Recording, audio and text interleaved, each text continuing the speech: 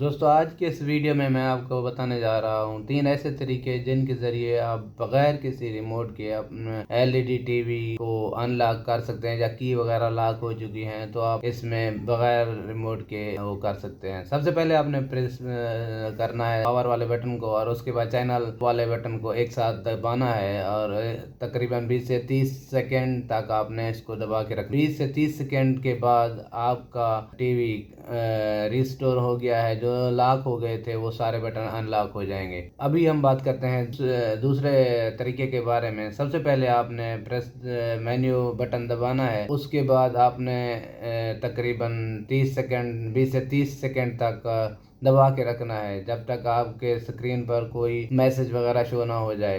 तकरीबन 20 से 30 मिनट का दौरानिया होता है। उसके बाद जब भी 30 सेकंड आप दबा के रखेंगे तो इंशाल्लाह आपका वो क्लियर हो, सब चीज़ आपकी रीसेट हो जाएगी और आपके बटन काम करने लग जाएंगे। अभी आपको मैं बताता हूँ तीसरे तरीके के बारे में। सबसे पहले आप एलईडी ऑफ होनी चाहिए, उसके बाद आपने पावर और मेन्यू और वॉल्यूम प्लस बटन दबा के रखना है तकरीबन 20 से 30 मिनट। जब भी 20 से 30 मिनट में आपको कोई मैसेज शो होगा, उसमें आपकी की अनलॉक हो जाएंगी।